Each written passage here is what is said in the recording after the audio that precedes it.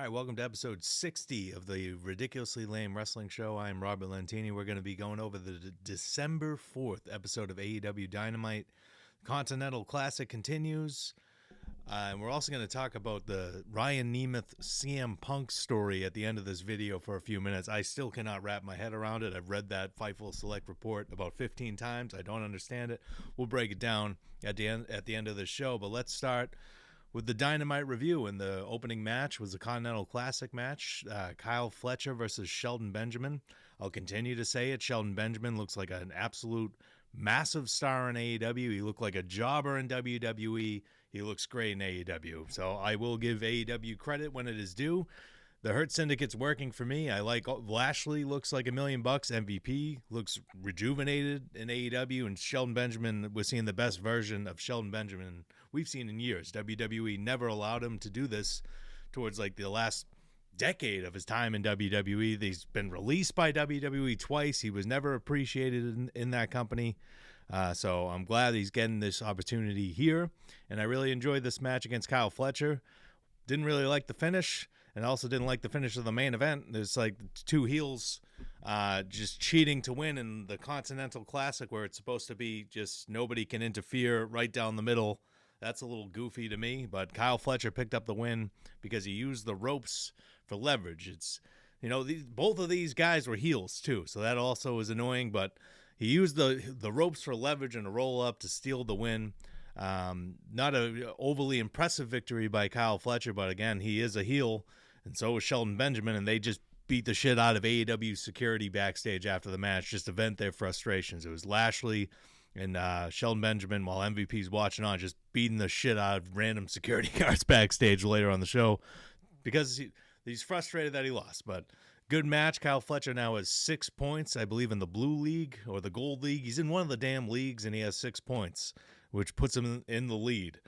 Shelton Benjamin has 3, and some other people have 3 in that league as well. But Kyle Fletcher gets the win by holding on to the ropes for leverage. Hook. Hook, man, I do not care about Hook anymore, and I don't understand why they keep having him cut promos. He can't cut a promo.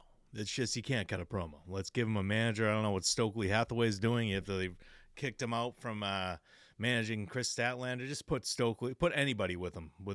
Put Taz with him when he comes back. Have Taz be his manager. Why not? But Hook cannot cut a promo. He calls out Christian Cage. He wants a match. They're having a match in a couple weeks at the Hammerstein Ballroom. Cage makes his way down to the ring, but it's a setup. Kip Sabian and Nick Wayne attack from behind. Nick Wayne's mom's there, providing distractions, allowing the Patriarchy to beat the shit out of Hook, and then Nick Wayne's concertos Hook's hand, smashes his hand with a chair, and Hook's grabbing his hand, and Matt Menard on commentary said, "Oh my God, that's got to be broken." We'll see. How excited can you get for a Hook versus Christian Cage match now after you've seen what they've done with Hook? I've waited 5 years now for this guy to turn into a star. He has the look, and that's about it. That's what it seems to me. So I was not impressed with this angle. I don't care about Hook versus Christian Cage. Christian Cage is still walking around with that contract, their version of the Money in the Bank. He can cash in for a title match whenever. It's just a lot going on. I just do not care. I like Christian Cage. I just do not care about his rivalry with Hook. I don't know what they can do with Hook at this point. I really don't. I think just putting him with Taz would work. I don't know. I just feel like it's a lost cause. I feel like we're a couple of years removed for when he should be better at promos, improving, and I'm just still waiting around to see it. And I don't think we're going to see it. We get to the Dynamite Dozen Battle Royal. The winner of this faces MJF at World's End for the Dynamite Diamond Ring.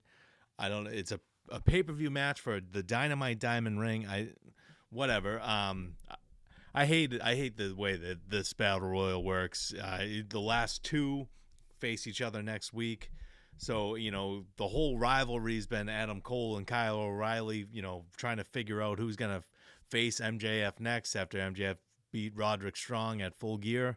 So naturally, Kyle O'Reilly and Adam Cole with the final two, and they'll face next week to determine who battles MJF at World's End. So, and MJF still was not there tonight. So this whole battle royal was predictable right when it started.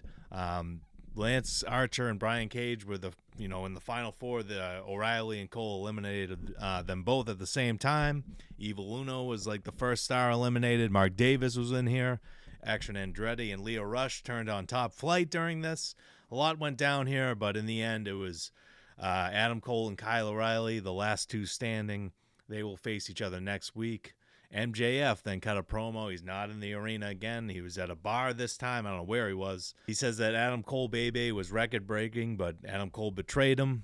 And MJF added, "Look at the butterfly effect you've caused. You got Roderick Strong injured. Now you have to beat the shit out of your best friend Kyle O'Reilly just to face me."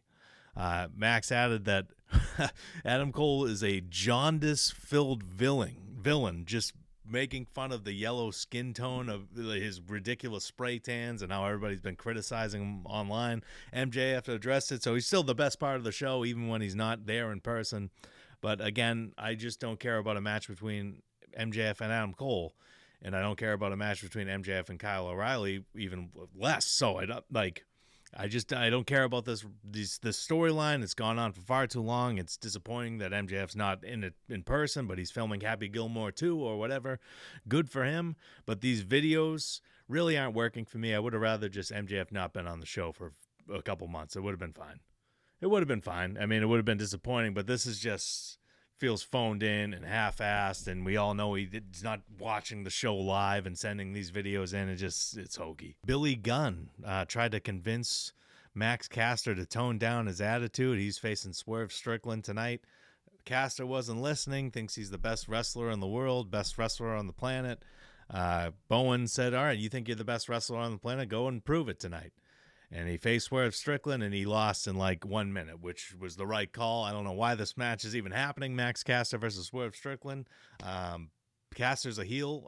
Nobody likes Caster anymore. So Strickland beats Caster, hits him with a couple house calls after the match, climbs to the top rope, hits another one, and looks into the camera and said, there's only a little bit of time left in 2024, but it's going to belong to me, and said his rivalry with Lashley is not over. Lashley defeated Swerve Strickland at Full Gear. Just okay segment. This match was, just a squash match, essentially. I don't know why it needed to happen. But Swerve Strickland, it remains one of the biggest stars in the company. He still gets a reaction. They're all behind him tonight, so they didn't lose anything with Swerve. He's going to be a big star, and they've signed him for like 5 more years, so I'm happy about that. I just don't care about him versus Max Caster. Jay White faced Pac tonight of the Death Riders. Wheeler Yuta got involved right away. Eventually, Jay White got the win with the Blade Runner after the match. John Moxley, Marina Shafir attack. Hangman Page shows up and levels John Moxley with a buckshot lariat. And after Jay White hit Moxley with the Blade Runner, and after Orange Cassidy showed up in a cameraman's outfit and hit a bunch of, orange punches to everybody. This was fine. Again, the Death Riders aren't hitting with me at all. They aren't. Still don't understand what they're trying to accomplish and why they are in control of AEW because they attacked Brandon Cutler. I don't understand how that equates.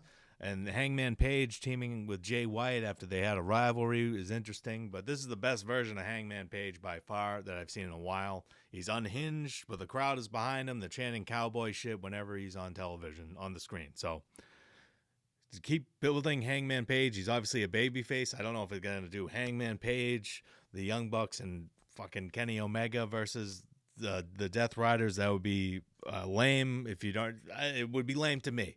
But I like this segment for what it was. Jay White's getting a reaction.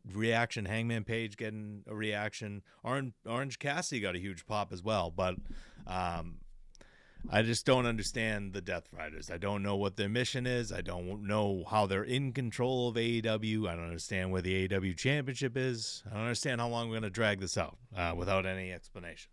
But that was that. Jamie Hayter backstage promo. She's calling out Julia Hart, saying that, the International Women's Cup is very important to her, and she wants to fight anytime, any place. And she said, instead of waiting around, I'm going to go find you, Julia.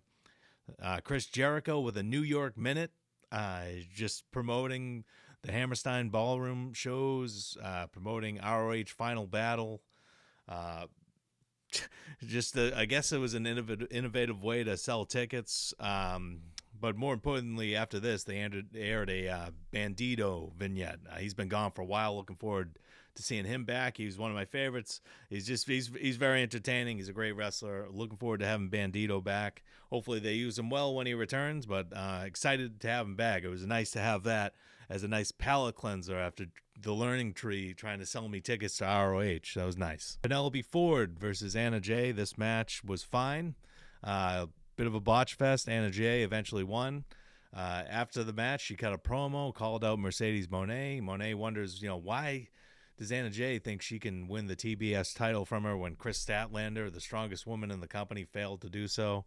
They're going to have a match soon. Anna Jay versus Mercedes Moné. The match is at AEW Holiday Bash in a couple weeks. Moné also said, when do you come back in a decade when you've actually done something in this business? That was a great line. This is one of Mercedes Moné's better promos. Just again, I don't know how excited I can get for a Mercedes Moné versus Anna Jay match. I like both stars. Mercedes Moné is obviously much better in the ring, but the crowd really wasn't all that invested in this promo until Mercedes Moné said that line, come back in a decade. So we'll see. They got something a little bit there, but I don't see Anna Jay winning the TBS championship at AEW Dynamite Holiday Bash in 2 weeks. I don't see that as a possibility. Renee Paquette interviewed Mariah May backstage. She's going to be defending her title against Mina Shirakawa at AEW Winter is Coming. Mariah May just boasted about women's wrestling being dead in AEW. Said she took all the credit for that, women's wrestling being dead. That was interesting.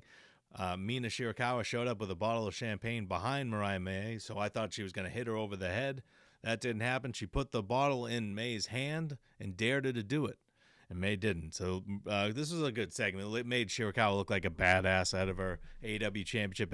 Instead of just attacking May from behind, looked like a badass. Just say, come on, do something about it. And May didn't. So we'll see who wins that title match at Winter is Coming. I'm assuming Mariah May is retaining, and then we get the return of Toni Storm, but who knows at this point. Claudio Castagnoli versus Brody King. This is the Gold League Continental Classic. This match was good. The ending, like I said earlier, Claudio Castagnoli cheated. He hit a low blow and hit the neutralizer to win the match. King got in some offense. I'm still hoping that someone there realizes that they could have like a world champion in Brody King.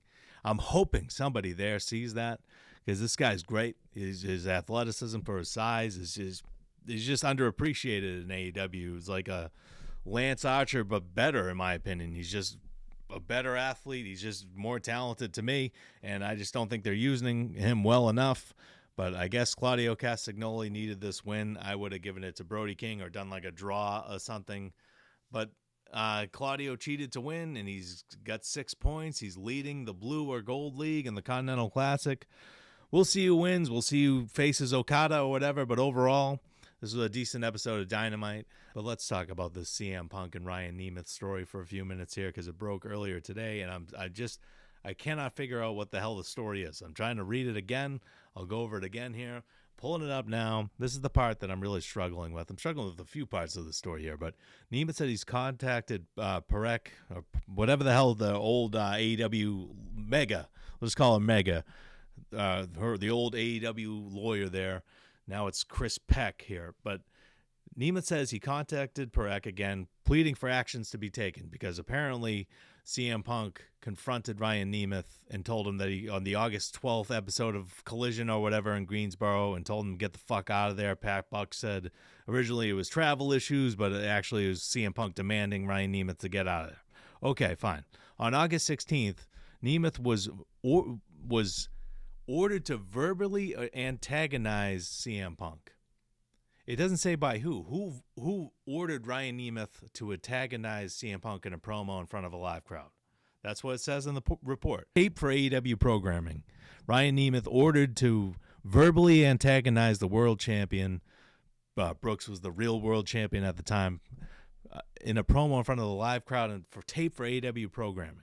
He said he spoke to Mega again the next day, and she said, nothing's going to be, no worries about it. Nothing's going to happen, but he wasn't booked for 2 months, and he thought he was silently fired after that. He talks to Chris Peck, who's the new lawyer now in AEW after Mega He's now with the Jaguars, walked away from the situation. Chris Peck, and he offered a 3-year settlement pay after, like, I don't understand why he would offer a 3-year settlement pay to Ryan Nemeth. What the hell happened here? And Nemeth said, I'm going to speak to my legal counsel. I'll get back to you. The offer was then rescinded, and Chris Peck then threatened to sue Ryan Nemeth. AEW's lawyer then threatened to sue Ryan Nemeth for this timeline becoming public. So there's so much going on here. I just remember Ryan Nemeth tweeting that CM Punk was literally the softest guy in the world, doing a stand-up comedy set about him, and then just crying when fans criticize his stand-up comedy. So who was soft here, really? That's my first thought on this. My second thought on this is, why is AEW's legal team? This was what it was that really pissed me off. They said they'll give you Ryan Nemeth a 3 years severance agreement here. We'll give you 3 years of pay if you sign an NDA. Why are there so many fucking non-disclosure agreements in AEW? What happened here that we need to sign NDAs? Like CM Punk and Young Bucks have an NDA of the brawl-out situation. What happened with Ryan Nemeth that we need to sign NDAs? He's the brother of Dolph Ziggler, the far less talented one. I don't understand why this is happening, why Ryan Nemeth has an issue. We got the boys filing lawsuits against AEW. Just is really sloppy. I was hoping for so much more for this company. You can say it's not a big deal. It probably isn't, but why is Chris Peck, allegedly, according to Ryan Nemeth, offering 3-year pay to him to sign an NDA? What exactly was so bad that happened in this situation where CM Punk, acted, threw his weight around, didn't want him on Collision? That was always going to end in a disaster if they didn't squash it with the Young Bucks. It was always going to be a problem, so it played out, and Tony Khan let it happen. Well, what exactly happened that a 3-year worth of pay was offered to Ryan Nemeth to sign an NDA? What exactly went so wrong, so awry backstage here? This needs to come out. This needs to be like, what's going on?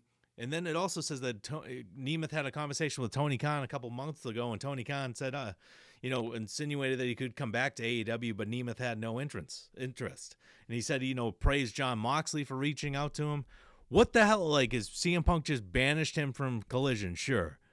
But why is that result in a 3-year pay offer? There's way more to this story that was being left out. I just don't understand these NDAs in AEW. It's the wrestling business. Like, it's built on drama and storylines and profiting off of real life issues and turning them into something. AEW apparently can't do that. They just can't function like that. They just have to sign NDAs. Everybody's so sensitive, walking on eggshells over there. I have no idea what's going on. But this story, a year and a half after Punk's been fired, still talking about it, still an issue. It's just a disaster. It's just ridiculous. I guess they thought they could fire CM Punk and rebound. Now everybody's realizing that it's a sinking ship, I guess, and trying to get their hunk of flesh, get their money. I don't know what this is, what this what this story is now, and how Ryan Nemeth is such a focal point of this. It's just he's an afterthought, and I just don't understand how AEW let all this shit get so out of control that now Ryan Nemeth is potentially considering lawsuit or looking for the 3-year pay that was offered to him. It's just a joke. But that's your Dynamite review and CM Punk and Ryan Nemeth story. That is it for this episode of the Ridiculously Lame Wrestling Show. If you have not subscribed, please do so. And thank you so much for watching.